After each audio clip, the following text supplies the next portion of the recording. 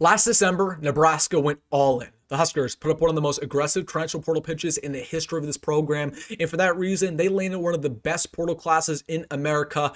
But at the exact same time, Nebraska missed out on multiple gems who almost came here if it weren't for a last-second change. So in today's video, we're going to take a blast of the past. We're going to revisit every single notable Nebraska transfer portal target that the Huskers missed out on, who they are, what school they're now at, whether or not they're finding success this season, whether or not Nebraska made a mistake missing out on them, some inside information why a lot of these players didn't end up going to Nebraska, and everything else you need to know. So really quick, this is a loaded blast of the past video. I'm fired up. If you are too, hit that like button. And also, we are getting so close to 15,000 subscribers. This is the only channel, Husker YouTube, that posts daily content talking Nebraska. It's no brainer. Take 2 seconds. Join the family. Hit that subscribe button. Thank you so much. But without further ado, we have a lot to talk about. It's safe to say, last December, Nebraska went all in. The Huskers went after over 40 players in the transfer portal on offense, defense, special teams, and they earned one of the best classes in America. But at the exact same time, Nebraska missed out on multiple gems who almost came here if it weren't for a last-second chance. So we're going to go over every single notable player who didn't go to Nebraska, who were interested in the Huskers but went elsewhere, and what they're doing now. Let's get things started with the running back position, because if you guys have watched this channel all year long in the offseason in January and April, you know that we were pounding the table for running back transfer, not because we were doubting Emmett Johnson. We always knew Emmett Johnson was going to be a top-tier running back, one of the better in the Big Ten, if not America, but we needed a running back transfer because at the time, Nebraska, according to every single publication, had the worst running back room, not only the Big Ten, but in the powerful ranks. We had absolutely no depth behind Emmett Johnson. We had, of course, at that point in time, we had Quinten Ives, who really had no production to his name. We had Mekhi Nelson, who was a wild card. We had a bunch of freshmen who were wild cards. That was before Isaiah Mosey transitioned to running back. So it's safe to say Nebraska, they needed one.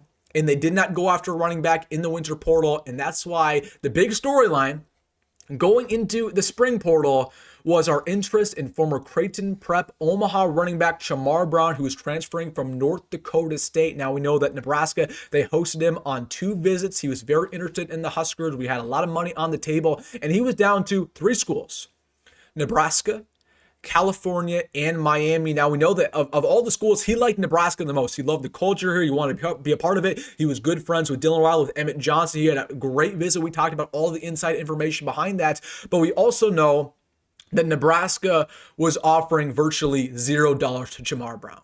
We know that California had a great offer on the table, and they pulled that last second. We know that Miami had a great offer on the table, and it ended up being $500,000. In Nebraska, they weren't even close. They weren't even in the same ballpark. They didn't even offer $300,000 to Charmar Brown. So at the end of the day, Charmar Brown, despite him wanting to go to Nebraska, believing in his heart of hearts he wanted to return home, he made a business decision and he went to Miami. He took the money and he went to one of the best cities in America to be a student at also one of the best universities in the country at Miami. So again, that's the reason why he committed there. We know that also Nebraska, we are only paying Emmett Johnson $300,000. So Charmar Brown is getting paid double.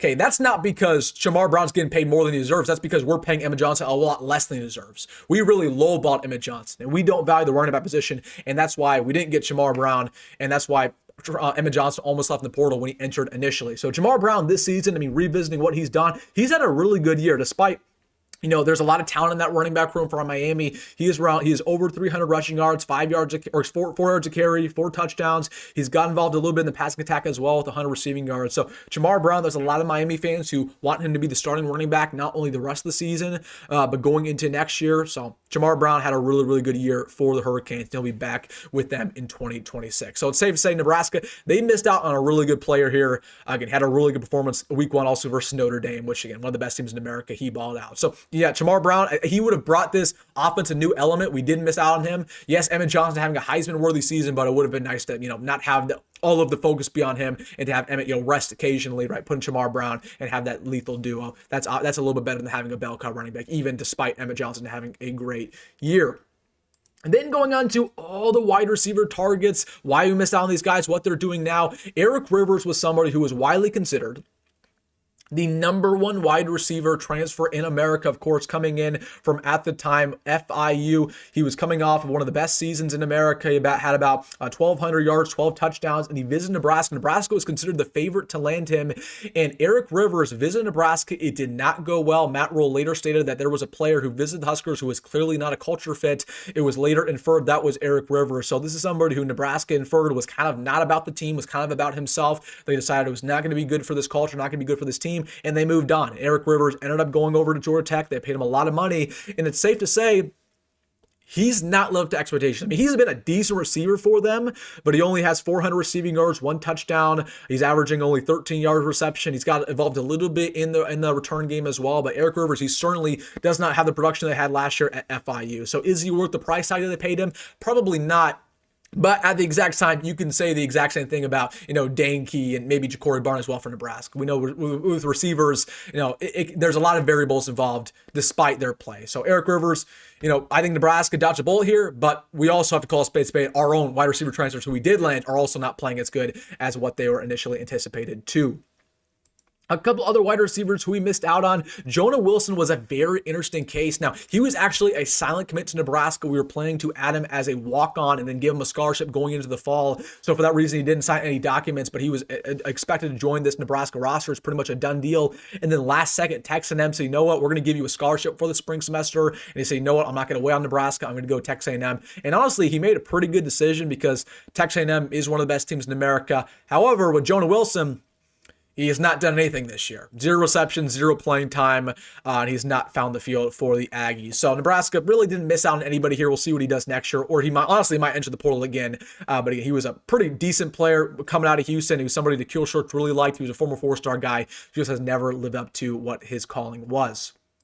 And then the last wide receiver Nebraska missed out on was Noah Thomas. Of course, this is a legacy Nebraska Cornhusker player. He originally transferred from Texas A&M. He had 500 yards last year for the Aggies. Nebraska was involved. They were calling him. They never got him on a visit, but they absolutely wanted him to commit to the Huskers. But some big-time schools got involved. He's 6'5". He's 210 pounds. He ended up going over to Georgia. He's played okay this season for them, but definitely not living up to his billing. Only has 150 receiving yards, 2 touchdowns. And again, just not the player we kind of thought he was going to be going into Georgia. All right, those are the weapons. Now let's get to the offensive line, because that's been the big conversation, whether or not Nebraska was actually aggressive enough in the offensive line market, because we know our offensive line has not been any good this year. Now, it all starts with our first domino. Right when the transfer portal opened, Nebraska was incredibly aggressive going after Nevada offensive tackle transfer Isaiah Worrell. Now, every single school wanted this guy nationwide, but Oregon, USC and Nebraska were the primary schools. He visited Nebraska. He was very impressed with the Huskers. He arguably had a better relationship with Raiola than any other offensive line coach that was pursuing him. But at the end of the day, Nebraska, they were offering a lot of money. I mean, they were offering very high 6 figures. Trust me on that one. But when Oregon gave him a call and said, hey, we're offering you in the 7 range, that's when he said, I'm committed to Oregon. So that's what happened there when it comes to Isaiah Worrell. And we just got outbid. We got outbid. He goes over to Oregon, and he's had a great season so far. At the end of the day, for him, he is going to be probably a 2nd-round pick, if not a 1st-round pick. So he's definitely going to be a day 1 or day 2 type of guy. And Isaiah Worrell will be in the NFL next year playing on Sundays. And then the second domino. When we missed out on Isaiah Worrell, we said, okay, we're going to go after Washington State transfer for Lateef, who's coming off one of the best tackle performances in all of the Pac-12. And granted, the Pac-12 is not big anymore, but he was a great player in the pass pro, in the running game. He was getting offers all over America. Nebraska was very interested alongside LSU, alongside Wake Forest. And again, he shocked everybody when he committed to Wake Forest, because it looked like Nebraska was the favorite to land him. Once again, we were offering more money than Wake Forest, more than LSU.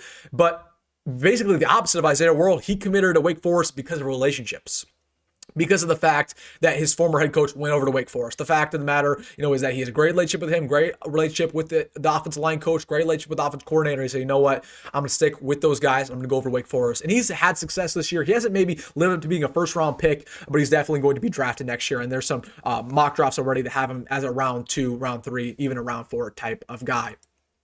And then the third domino, before we got Elijah Pritchett, there was one guy who we wanted ahead of him, and this was Shiyazh Pete, transfer from New Mexico State, one of the best tackles coming out of that conference. And Nebraska, again, he visited the Huskers. He was really interested in us, but also he committed to Kentucky because of relationships, because he valued their winning and their staff a lot more than he did Nebraska. Now, this year, Shiyazh Pete, I'm happy to report we missed out on two really good gems.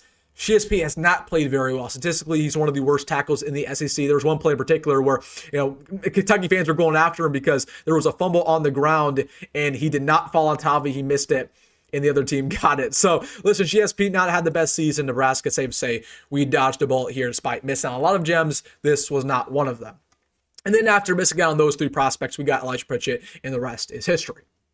As for the defensive line, another position that Nebraska probably should have been a little more aggressive in. We were going after Chris Murray, who was a transfer from Sam Houston State, one of the best three techniques in America. Last year at Sam Houston, he put up officially 6 sacks. Again, he had about 40 tackles on the year. So again, he was dominant. And Nebraska wanted to be visiting the Huskers. We were very interested, but it seemed like as the process went on, Nebraska wasn't as interested. They weren't communicating effectively, and then he went over to Auburn. He's played okay this year, has about 2 sacks, but definitely not the player we thought he was going to be going into his final year of eligibility.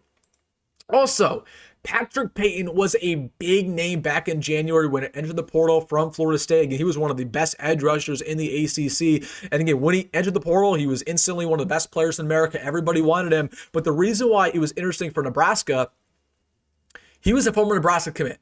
A long time ago, he was committed to Nebraska. I was really high on him at the time, and he ended up flipping over to Florida State. So Nebraska, they had that past relationship. There were some coaches who were recruiting him who were still on the staff, and there was some interest that Nebraska potentially could get him back. Now, of course, honestly, the reason why I missed out on him because we weren't good enough. We weren't offering enough at NIL. LSU offered, clearly 7 figures to get him, and he has not lived up to any expectations. Only has 1 sack on the year, 22 tackles. His draft grade has went out the window, absolutely out the window, and he has no years of eligibility remaining. So, unfortunately, with Patrick Payton, he'll still get drafted, but it's not going to be a first-round grade like initially anticipated.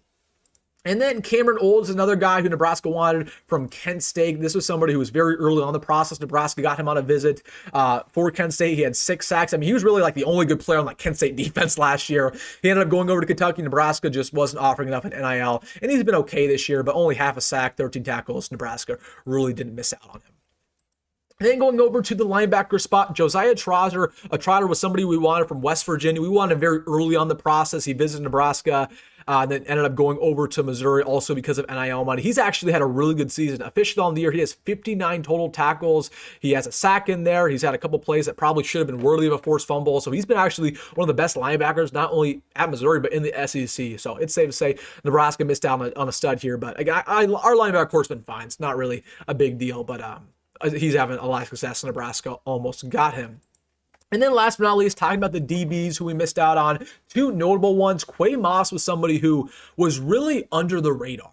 He visited Nebraska pretty much the last second. It was in January. He wasn't coming from a big-time school. Officially, I believe, it was West Georgia. He went to West Georgia, and he was balling out there. He had a bunch of statistics, but Nebraska, it was down to us, K-State. He went over to K-State because he thought he could get more playing time there, and honestly, he made a pretty good call. 30 tackles this year, 1 sack, 1 forced fumble, 2 interceptions. He's filling up the stat sheet, and he's going to come back there next season, or he might enter the portal and go to a better program. So that's one of those guys where it's super hard to evaluate because he's coming in from the FCS ranks, but hey, he would have been a contributor in the secondary. He really would have been. He's somebody who was playing very, very well for the Wildcats. And then the last guy, who is actually a Nebraska commit. There's a funny story around him. This is Marquez Groves Kilbrew, who again coming in from Arizona. He entered the portal. He had his crazy history where he was a former 4-star recruit. He decommitted from schools a million times. He was at Louisville. He went to Arizona. He went to Texas A&M. He was at Georgia originally. It's crazy how many times he's entered the portal, how many times he's decommitted. But anyways, he played at Arizona last year. He had a pretty decent season. He entered the portal. He committed to Nebraska after his visits, and then he realized that Nebraska's secondary is really good. And I know this for a fact because I talked with his dad at the time. And his dad, I made a video. I think it was about Nebraska having a pro strategy with their team, how it's gonna they're gonna treat spring ball like it's kind of like the NFL, like they're gonna make cuts when we initially thought it was gonna be a 105 roster limit. And his dad was not happy about that. He said, "Well, I didn't know that the secondary was that good. I didn't know the secondary was that competitive." And honestly, I hate to say it, but I think my video had a part in Marquez Groves Kilbrew going back to Arizona. He decommitted and went back to the Wildcats. And honestly, he hasn't done much this year. He probably wouldn't have played her anyway, so it doesn't really matter. But he had 6 tackles this year for the Wildcats. So again, that's the first time I ever told that story. his dad, again, usually his dad texted me first, like out of the blue. He told me, my son's coming to Nebraska. I'm like, oh, I'm awesome. Hey, awesome. He's here. And he was watching all my videos at the time. And he was like, well, I didn't know the secondary was that good. I didn't know the secondary was that good. And then a couple of days later, he decommitted. I'm like, oh my goodness, maybe I had an impact. I don't know. But that was a funny story that I thought I would share it with you guys. All right, guys, those are pretty much every single notable Nebraska transfer that the Huskers missed out on. I mean, there were a couple others in there who Nebraska didn't end up getting on a visit, but they definitely wanted. A couple other offensive linemen. T.J. Harden, running back, who's balling out for SMU. I really wanted him, but I don't know if the Huskers actually pursued him at all. Yeah, a couple others there, but those are really the meat and the potatoes. So, all right, guys, let me know your thoughts down below. What is one player that you really wanted that we didn't end up landing? Let me know in the comment section. If you enjoy videos just like this, I mean, this was kind of unique. If you enjoy more of these, if you want more of these, let me know in the comment section. Hit that like button, subscribe. As always, folks, go ahead, go Met Rule, and I'll see you in the next one.